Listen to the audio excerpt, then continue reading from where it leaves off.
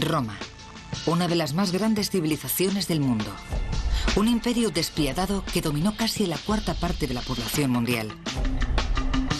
Un imperio erigido sobre el poder militar y la tecnología pionera desarrollada por los romanos. Su habilidad para la ingeniería es la responsable de algunas de las construcciones más sofisticadas de la historia de la humanidad.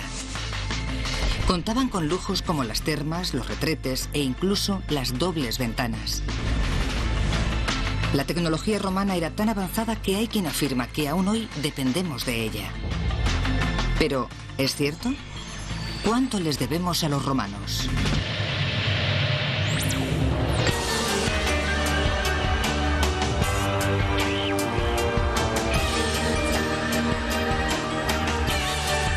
Ciencia al desnudo.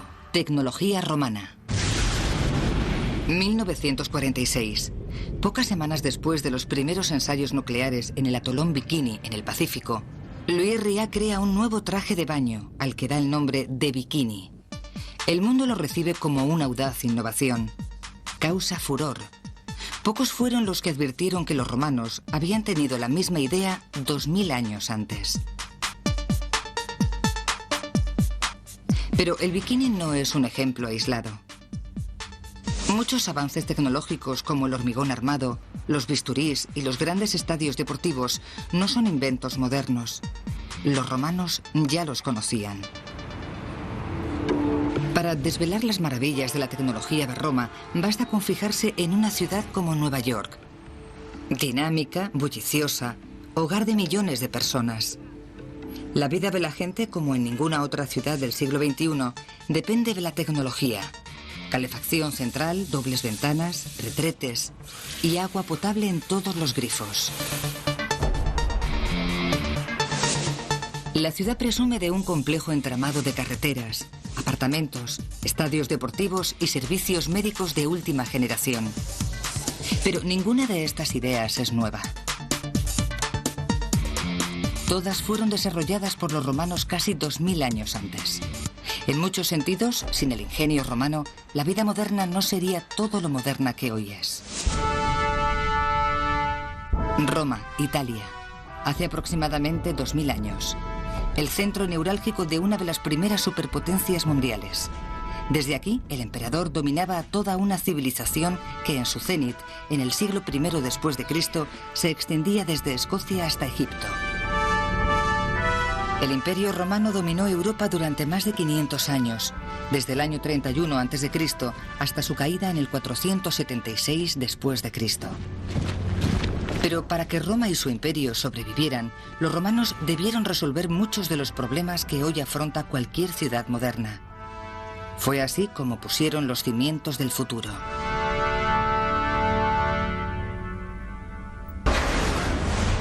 Imaginemos que nos encontramos dentro de un inmenso estadio deportivo, rodeados de miles de seguidores que animan a su jugador preferido. Para el hincha apasionado es una cuestión de vida o muerte. Suena casi a un partido de los Yankees de Nueva York. Pero en el Coliseo romano, el ambiente no debía de ser muy distinto. La diferencia es que allí la muerte súbita no era un mero juego de palabras. La arqueóloga Janet Delane es experta en construcciones romanas.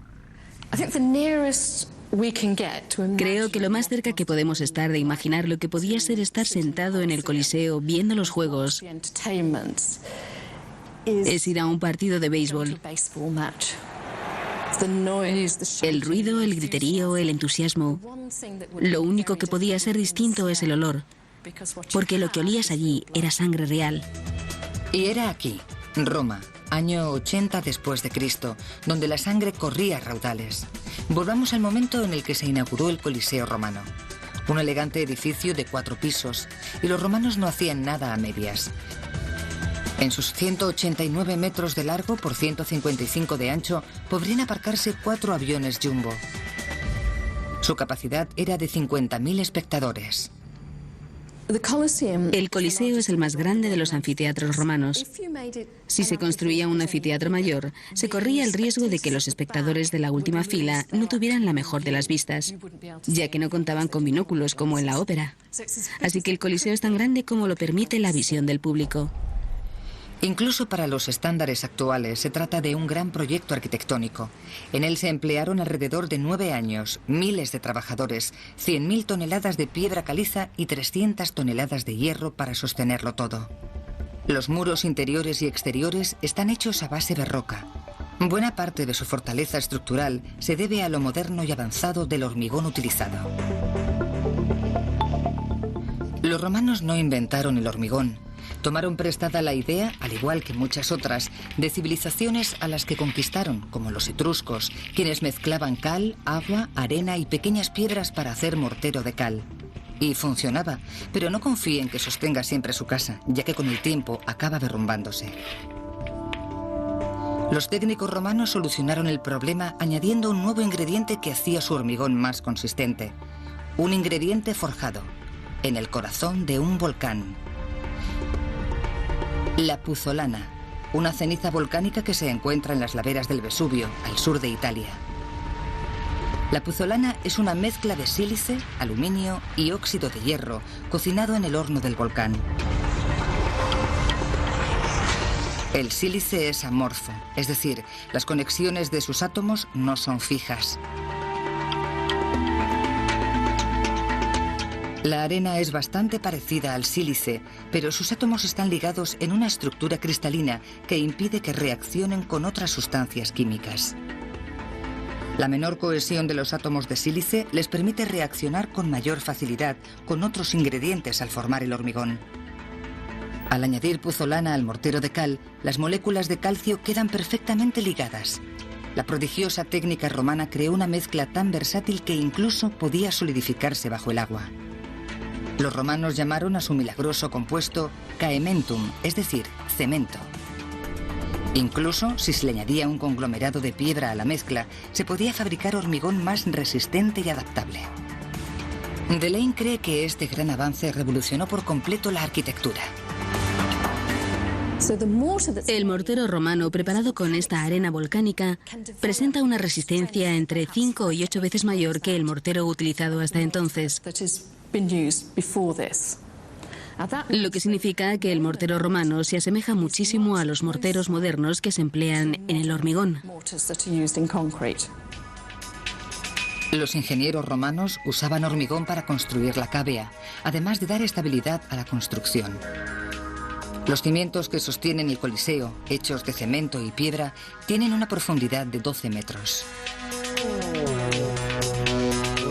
El gran óvalo que forman las gradas lo sostiene un complejo sistema de corredores radiales y concéntricos cubiertos por bóvedas de cañón de hormigón. Las bóvedas de cañón son arcos que se extienden formando arcadas capaces de sostener los distintos niveles de la estructura. Los arcos son una pieza clave de la arquitectura romana. El secreto es el pasadizo abovedado que soporta las cargas verticales, debido en gran parte a lo que los ingenieros llaman compresión axial. La carga es desplazada horizontalmente del arco a los costados. El peso descansa así en la dovela situada en lo alto del arco, que transfiere la carga a través del arco hacia los pilares. Los romanos crearon así un intrincado laberinto de arcos y pasadizos. Los miles de espectadores, ávidos de emoción, afluían hasta el anfiteatro por una de sus 76 entradas. Un sistema bastante parecido al de los estadios actuales. Cada espectador tenía una tesera con un número que hacía las veces de ticket y que le permitía acceder a una determinada zona del anfiteatro. El sistema para entrar y salir era tan eficaz que el anfiteatro podía desalojarse en apenas 5 minutos. El laberinto de túneles y jaulas bajo el suelo de madera del estadio permitía albergar cientos, incluso miles de fieras y gladiadores que aguardaban para entregarse a una lucha a vida o muerte.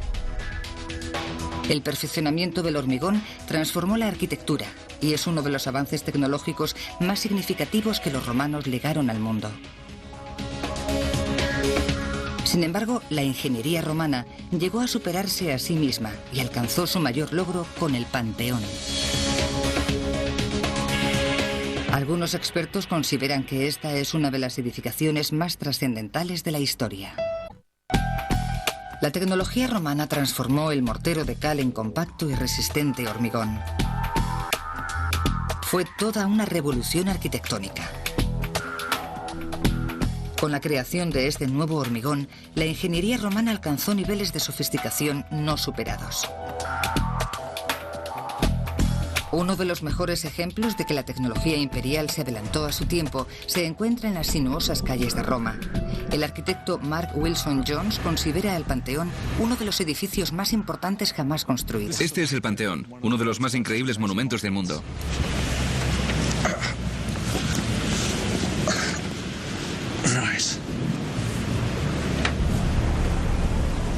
Y aquí estamos. Es todo un espectáculo.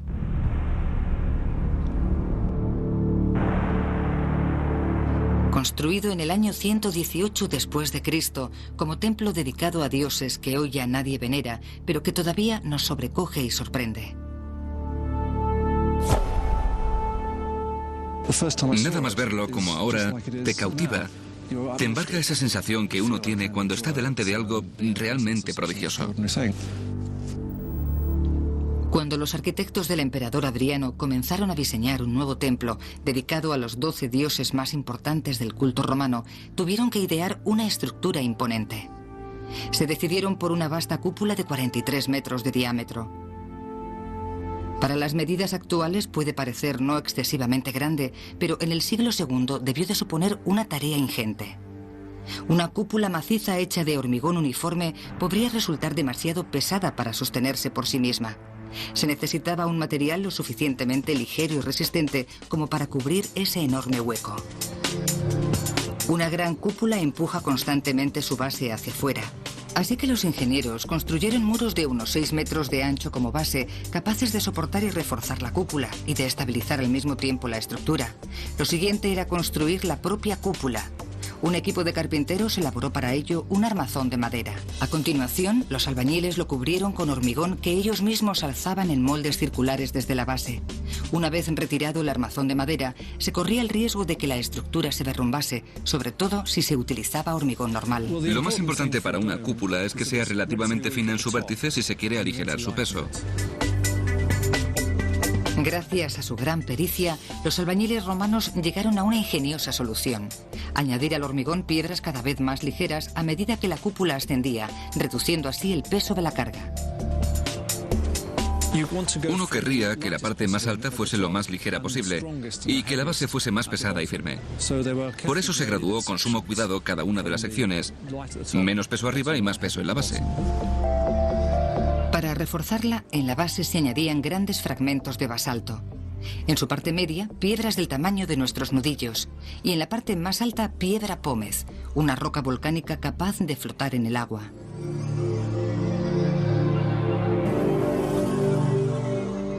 Por último, en el vértice se dejó un agujero de 9 metros, llamado oculus.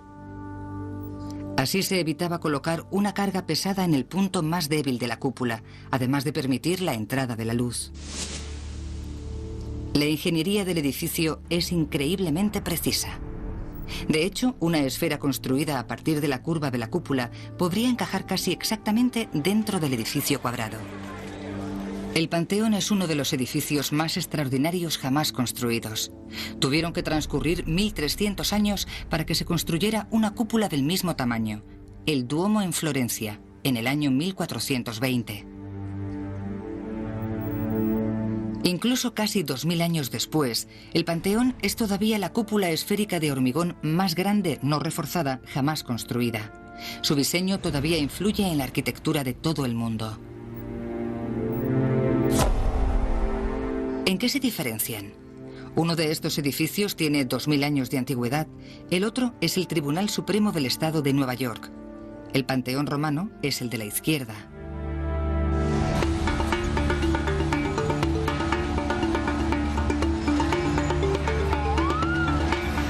En el siglo XXI, casi el 50% de la población mundial vive en ciudades y áreas urbanas. Pero este estilo de vida no es exclusivo de nuestra época. Ya se nos habían adelantado los romanos. La antigua Roma era una ciudad bastante moderna, con edificios imponentes, apartamentos y una compleja infraestructura para mantenerla en funcionamiento. Las proporciones de las construcciones impresionan a la arqueóloga Janet Delane. Me parece que lo que más llama la atención del Imperio Romano es su envergadura. Una ciudad, la ciudad de Roma, podría tener 1 millón de habitantes. Hasta finales del siglo XVIII y comienzos del XIX, no hay constancias de ciudades de ese tamaño, al menos no en el mundo occidental. Nueva York es famosa por sus rascacielos y sus gigantescos bloques de apartamentos. Pero la idea de vivir en las alturas no es nueva. Los restos de Ostia, una zona residencial en la que vivía gran parte del millón de ciudadanos de Roma, muestran cómo los arquitectos romanos fueron los primeros en resolver un problema al que se enfrentan todos los urbanitas actuales: la falta de espacio. Numerosas ciudades romanas se construían dentro de murallas defensivas, lo que limitaba el espacio disponible para construir, por lo que, al igual que en las ciudades actuales, la única salida era construir hacia arriba. Ya incluso en las primeras épocas de la historia de Roma había edificios de apartamentos de varias plantas. Su construcción se convirtió en un auténtico arte.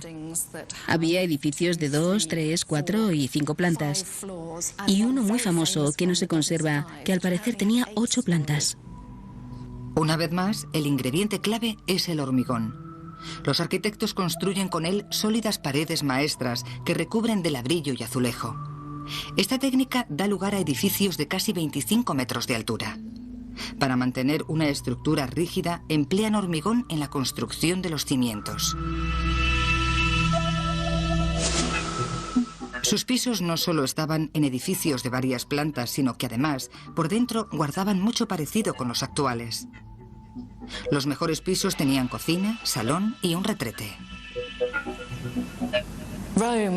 Roma y la vida en la ciudad experimentaron la misma revolución que ocurrió a mediados del siglo XX, en lo referente a lo que podríamos llamar comodidades modernas. Lo que sorprende a Delane es que 2000 años después de Ostia, el estilo de vida haya cambiado tan poco. Es curioso cómo el ser humano puede pasar de un lugar como la antigua Roma, con sus pisos y su baja densidad de población urbana, a Nueva York, donde se está haciendo prácticamente lo mismo, solo que a una escala mucho mayor. Para los que vivimos en Occidente, el lujo puede significar baños impolutos y televisión por satélite. Para los romanos significaba algo que la mayoría damos por sentado: cristal en las ventanas. Creo que dentro de los inventos propios de los romanos, mi favorito es el cristal de las ventanas. No habría sido posible de no ser por la invención del soplado de vidrio, que tiene lugar a mediados del siglo I a.C. Los romanos crean el cristal para las ventanas, pero no se quedan ahí. Como todos sabemos, si se tiene un solo cristal, la luz entra pero el calor se escapa. Así que lo que hacen los romanos es inventar la doble ventana. Las ventanas de cristal doble son habituales en las casas modernas desde la década de los 70, pero en Ostia hay pruebas de que los romanos lo consiguieron antes que nosotros. Los carpinteros crean un soporte para el cristal con 2 ranuras separadas entre sí 12 milímetros, para que los cristales se apoyen en ellas. Esta nueva tecnología de aislamiento térmico y habitaciones luminosas es de especial relevancia en otro ámbito importante de la vida urbana de Roma: los baños. En la actualidad, los clubes de salud y balnearios han ido ganando popularidad, pero también en esto se adelantaron los romanos. Como fanáticos de la limpieza y de los baños que eran, se procuraban para ellos un entorno cómodo con sistemas de calefacción aún en uso hoy en día. Casi todos los baños romanos están en ruinas hoy en día, pero en la antigua ciudad de Bath, en el oeste de Inglaterra, queda una casa de baños que sigue funcionando con tecnología romana.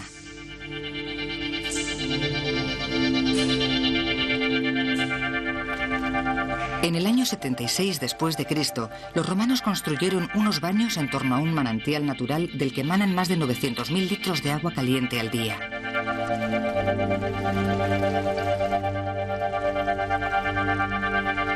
Muchos de los edificios que rodean los baños son victorianos y datan de finales del siglo XIX, pero los baños y las cañerías por las que circula el agua son romanos y siguen funcionando después de casi 2000 años.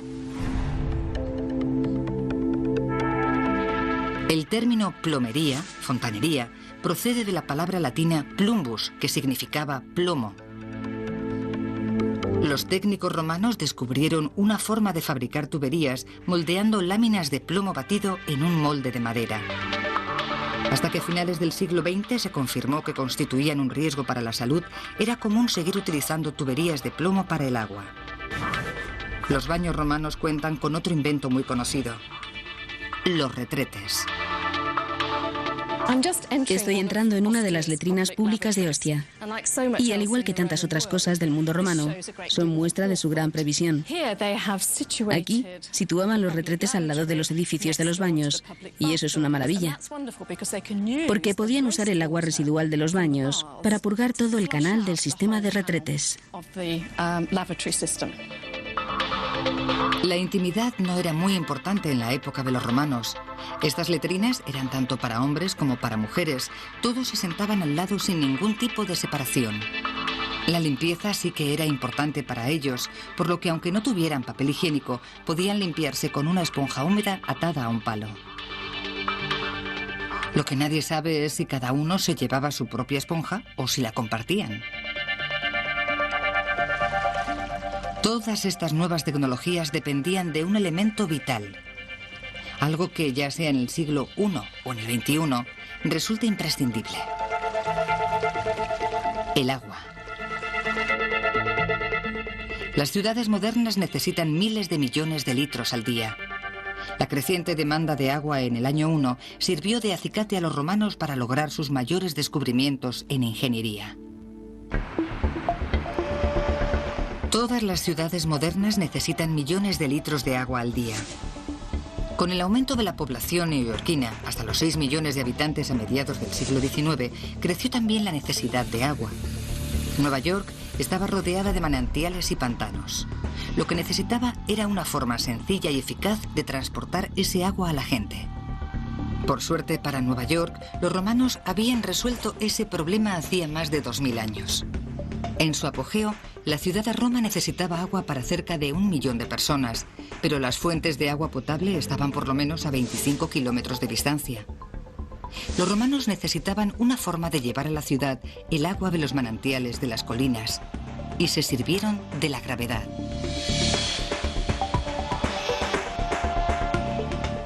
Ya en el año 97 después de Cristo, 9 acueductos transportaban casi 950 millones de litros de agua al día desde los manantiales de las montañas. Peter Aker estudia la importancia de las conducciones de agua para Roma. Los romanos hicieron algo que los diferenció de las culturas precedentes, y fue llevar grandes cantidades de agua a las ciudades y construir además en torno a los acueductos una vida urbana. Con una sencilla maqueta demuestra cómo funcionaba el sistema. Aquí tenemos una maqueta para demostrar una regla sencilla pero esencial de los acueductos romanos, que el agua se mueve a través de ellos única y exclusivamente mediante la gravedad. El extremo que estaba junto a la fuente tenía que estar más alto que el de la ciudad y tenía que haber un plano inclinado constante durante todo el trayecto. El agua entraba por un extremo del acueducto y fluía hasta la ciudad gracias a la gravedad.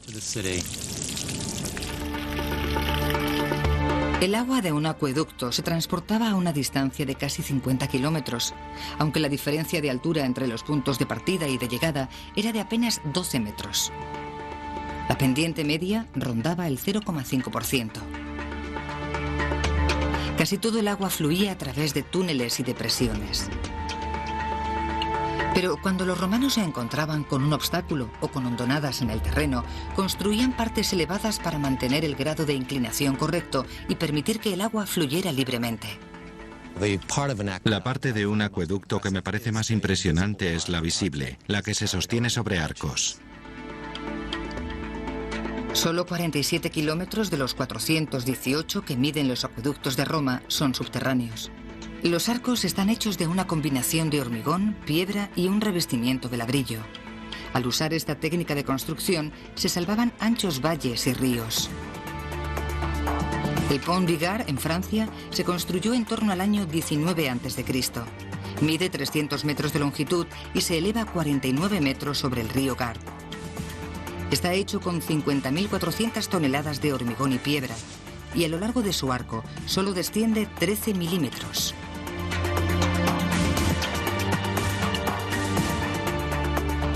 En los acueductos romanos, el agua no fluye por una acequia abierta en lo alto, sino que lo hace dentro de un canal cubierto que la protege de la contaminación.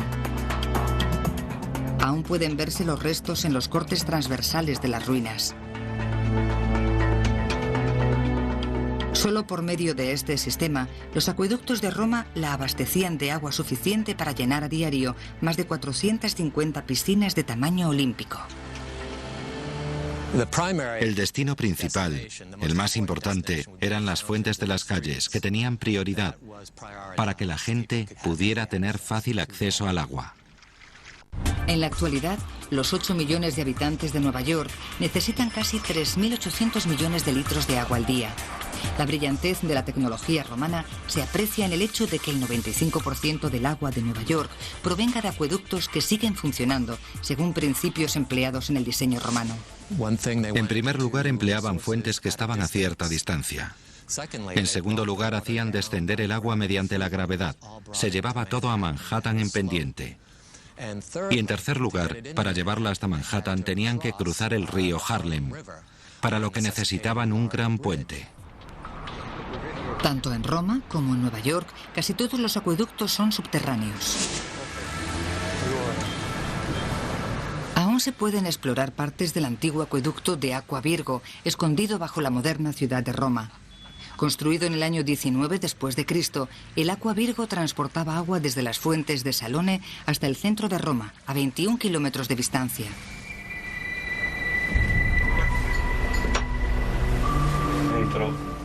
El acueducto es subterráneo en su mayor parte y en algunos puntos desciende a más de 40 metros bajo la superficie. El túnel mide de media 1,20 metros de ancho y tiene la capacidad de transportar 1.183 litros por segundo. No conviene entrar aquí si se tiene claustrofobia. Este acueducto va directamente hasta los baños de Agripa y abasteció a Roma durante más de 400 años. A pesar de que hay tramos del acueducto que ya no funcionan, el agua de lluvia continúa entrando en el canal. Hay que imaginarse este canal lleno del agua más limpia y fría que conocían los romanos. Era famosa por su limpieza y se cree que el nivel de agua llegaba al metro de altura, poco más o menos. El acueducto está excavado en la roca o en el suelo y las paredes están recubiertas de cemento. Eicher aún puede ver pruebas de la atención al detalle que ponían los ingenieros romanos. No pasa nada porque en esta parte de arriba sea más tosco, ya que no lo usaban a su máxima capacidad y les daba igual que hubiera fricción. Pero aquí abajo la superficie es mucho más suave y regular. Ponían un tipo especial de argamasa en la parte del acueducto por la que fluía el agua para reducir la fricción y así mejorar la corriente. Hay un tramo de acueducto romano que sigue en funcionamiento y abastece uno de los mayores atractivos turísticos de Roma, la Fontana de Trevi. Los borbotones de agua proceden de la misma red que en el pasado abastecía a los emperadores de Roma.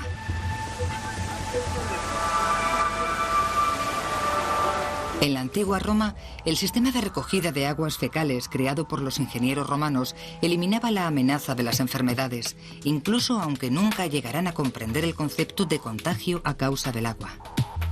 Pero sí que valoraban la importancia de la atención sanitaria y, al igual que ahora, tenían una industria médica con el mismo tipo de técnicas que tenemos en la actualidad: anestesia e incluso cirugía plástica.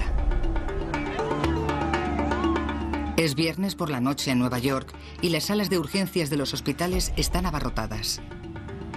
Los médicos cuentan con quirófanos de alta tecnología y medicamentos modernos, aunque muchas de las ideas y la tecnología que emplean tienen sus orígenes en la medicina romana. Como conservador de las colecciones romano-británicas del Museo Británico de Londres, Ralph Jackson es experto en tecnología quirúrgica romana. Creo que lo que más me impresiona de la medicina romana es que lograran tanto con tantas circunstancias en su contra. Había muchísimas cosas que no podían saber, y aún así, las cosas que hicieron las hicieron increíblemente bien.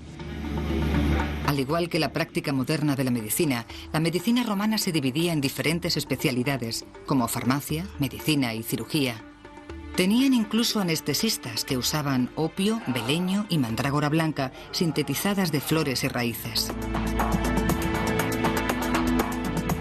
Seguramente los romanos no lo sabían, pero el beleño y la mandrágora blanca son alcaloides del tropano. Los alcaloides del tropano funcionan como anestésicos. Bloquean los impulsos nerviosos en el cerebro y las uniones neuromusculares. Esta propiedad lleva al descubrimiento y síntesis del compuesto más potente de la novocaína, muy utilizada como analgésico. No sabían lo que eran estos componentes, pero sabían que funcionaban y que tomar un bebedizo de ellos bastaba para quedarse dormidos.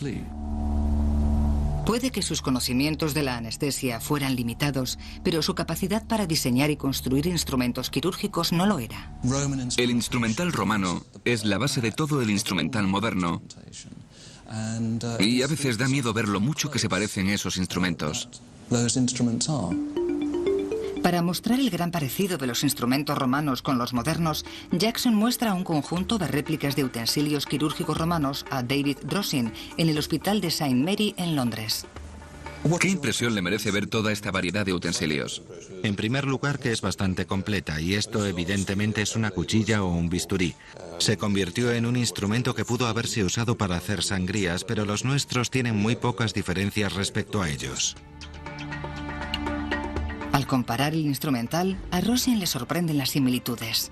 Supongo, y puede que me equivoque, que esto es un retractor, para tener apartadas las cosas. De hecho, es un retractor doble. Y si no me equivoco, y probablemente dirá que sí me equivoco, no se diferencia demasiado de un retractor moderno para apartar tejidos.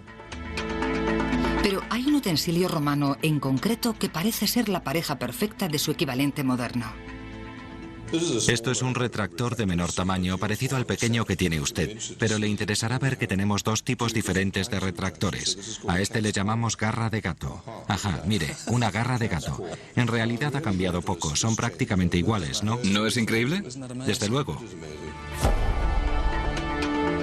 Todas y cada una de las piezas del instrumental quirúrgico, aunque de hace 2000 años, son prácticamente idénticas a las modernas, hasta en el más mínimo detalle.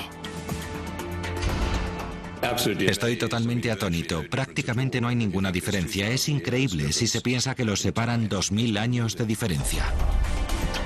Los romanos empleaban estos sofisticados utensilios para llevar a cabo procedimientos que consideraríamos muy del siglo XXI, como las operaciones de cataratas, del cerebro y la extirpación de venas varicosas. Practicaban hasta cirugía plástica. Los romanos practicaban diversas operaciones que clasificaríamos como estéticas. Cuando la gente se hacía mayor, no levantaba bien los párpados, al producirse una especie de alargamiento del párpado superior. Se extraía de este una pequeña parte de tejido y se cosía muy bien, lo cual viene a ser un tipo de cirugía estética. Los romanos practicaban la cesárea, pero no como se hace ahora. Ellos empleaban un procedimiento más rudimentario para extraer el bebé a una madre moribunda.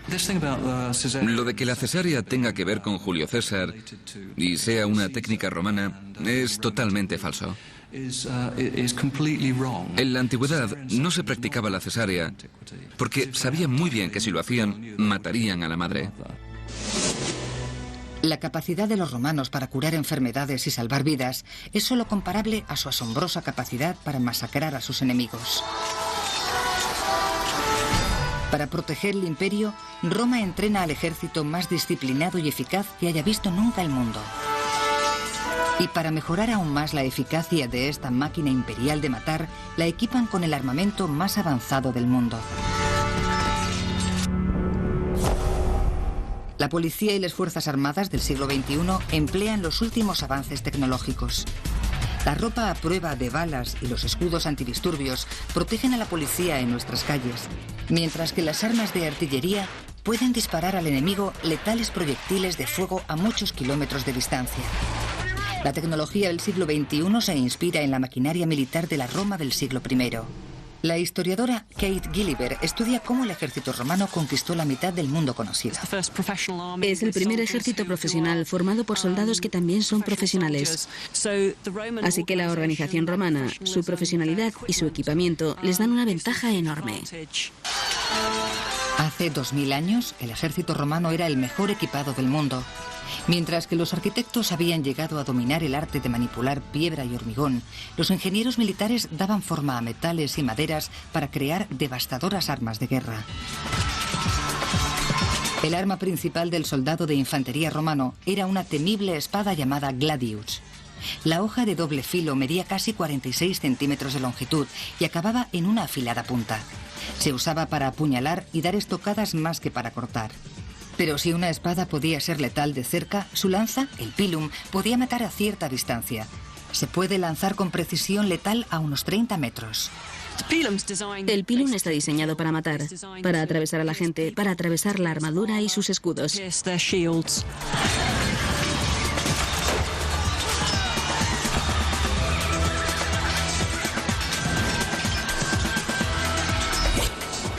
El pilum tiene un mango de madera de 1,80 m de longitud y está rematado por una vara de hierro de más de medio metro.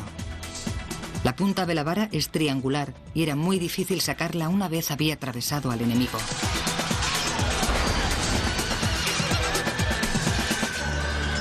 El inconveniente de cualquier arma de tipo jabalina es que el enemigo puede cogerla y volver a lanzarla. Pero los científicos militares de Roma empleaban los últimos avances tecnológicos en metalistería para proteger a sus hombres.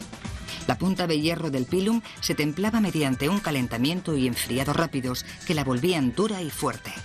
La vara no se templaba para que quedara blanda. Al golpear un escudo, la fuerte punta del pilum lo atravesaba, pero la vara blanda se doblaba, por lo que resultaba inútil que el enemigo se lo volviera a lanzar a los romanos.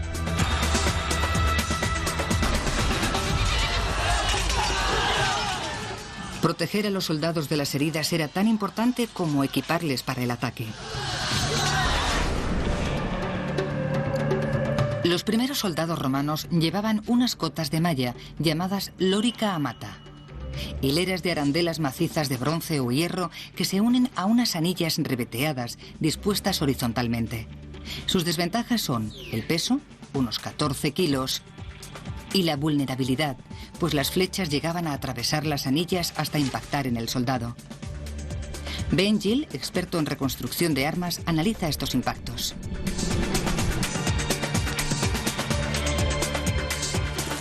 Literalmente hace trizas los enganches y se abre paso entre ellos. Los armeros romanos inventaron un tipo de protección muy superior. Se trataba de placas articuladas llamadas lorica segmentata, y consistían en una serie de placas de hierro superpuestas fijadas con tiras de cuero. Es tan flexible como la cota de malla, pero 1/3 más ligera. Las hombreras y las pecheras protectoras que llevan los jugadores de fútbol americano funcionan de manera muy parecida. Las partes de los hombros y del pecho, con una separación más amplia, permiten el movimiento, pero distribuyen el impacto de los golpes por todo el cuerpo. La lorica segmentata está diseñada para resistir las flechas de los enemigos. Sí que penetra, pero solo hasta aquí. La flecha podía dejar alguna marca, pero la armadura le evitaba a su portador una herida bastante grave. Y si sus armas eran modernas, también lo eran las tácticas que empleaban. Algunas de ellas todavía pueden verse hoy en día en las calles de Nueva York. 31 de enero de 2002. Para enfrentarse a las manifestaciones contra la Organización Mundial del Comercio, la policía de Nueva York se defendía con trajes y protecciones de última generación. Pero este uso de los escudos es notablemente similar al que se hacía hace unos 2000 años. Las legiones romanas sabían cuál era el mejor método para combatir a enemigos bien armados. Ellos usaban el testudo, la tortuga en latín. Los legionarios se apelotonaban y juntaban sus escudos en formación para crear una enorme pantalla protectora. Una formación tan eficaz en ataque como en defensa. Los soldados empleaban un escudo grande y curvado hecho de un material sólido y también muy moderno, el contrachapado. El contrachapado es muy fácil de fabricar. Solo hay que pegar unas cuantas láminas de madera con las fibras colocadas en ángulos de 90 grados.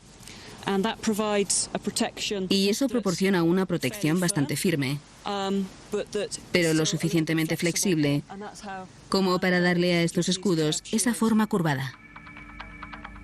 La resistencia del escudo se basa en la superposición de capas alternativas colocadas en ángulos de 90 grados. Si se tira una canica sobre una fina lámina de madera, esta se romperá fácilmente. Si se juntan dos láminas con las fibras en la misma dirección, seguirán rompiéndose. Pero si las fibras están cruzadas, la canica rebotará. Pero los soldados de a pie no eran los únicos equipados con alta tecnología. Los romanos también revolucionaron las armas pesadas. Uno de los aspectos que más me impresiona de la tecnología militar romana es la artillería.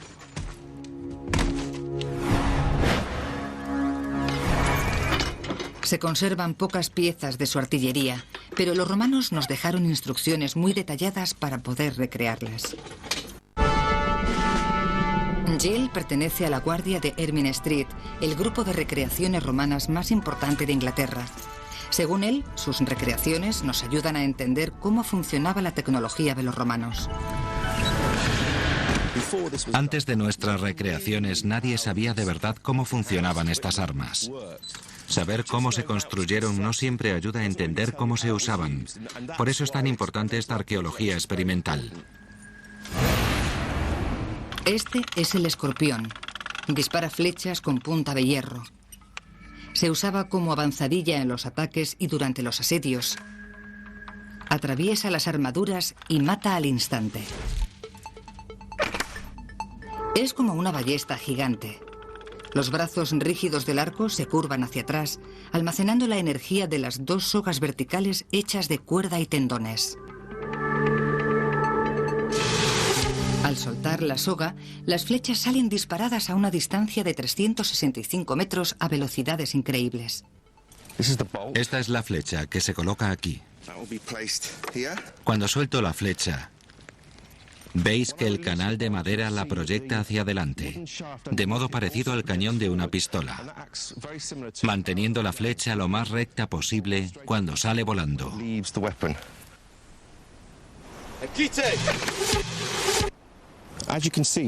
Como podéis ver, es totalmente maniobrable. Apunto a un objetivo y cuando estoy listo, disparo.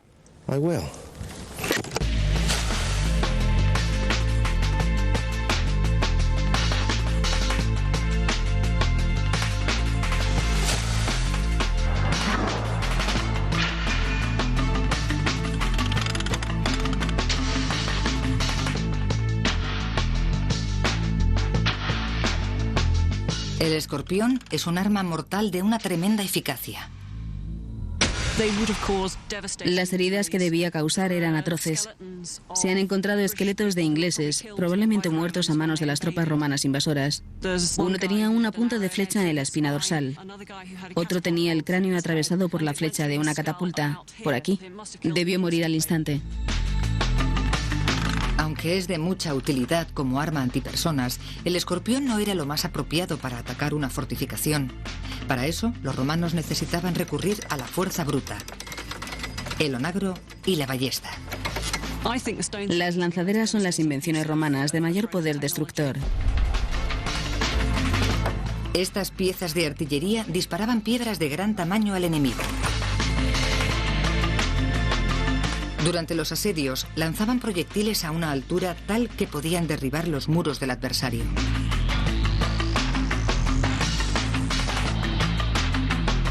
El silbido de las piedras infundía el pánico entre los enemigos de Roma.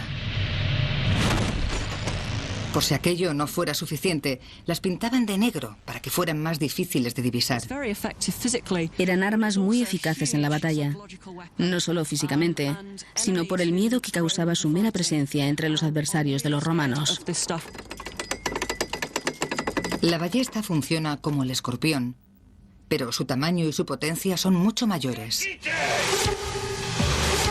Puede lanzar piedras de 27 kilos o flechas de 90 centímetros a más de 450 metros, lo que permitía a los soldados situarse fuera del alcance de los arqueros de las líneas enemigas. Los misiles golpeaban sus blancos a velocidades increíbles, de más de 50 kilómetros hora. Todo aquel que recibía un disparo directo moría en el acto. El onagro partía de un principio distinto. Arrojaba piedras del tamaño de balones de baloncesto de más de 20 kilos a una distancia de unos 300 metros, valiéndose tan solo de un brazo y de una honda.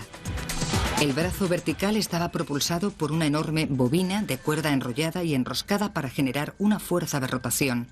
La bobina funciona como un muelle que retiene la energía que se libera al disparar.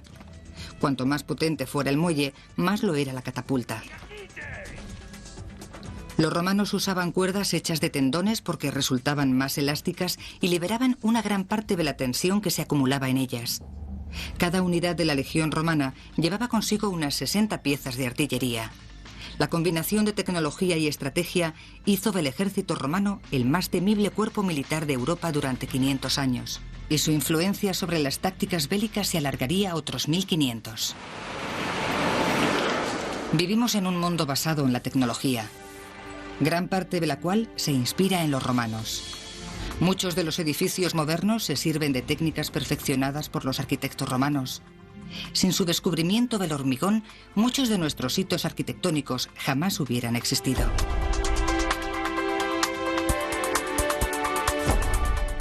Las primeras ciudades que existieron fueron las romanas, y son sus principios de urbanismo los que seguimos utilizando hoy en día. Fueron ellos los que dieron con la solución a uno de los mayores problemas de las grandes ciudades: el establecimiento de un suministro de agua potable a través de un sistema de acueductos para transportarla.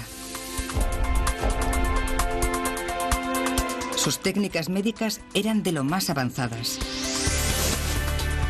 y defendieron su imperio con las armas más sofisticadas de su época. Aunque hace ya más de 1500 años de la caída del Imperio Romano, muchas de sus creaciones siguen siendo los cimientos sobre los que se asienta el mundo actual.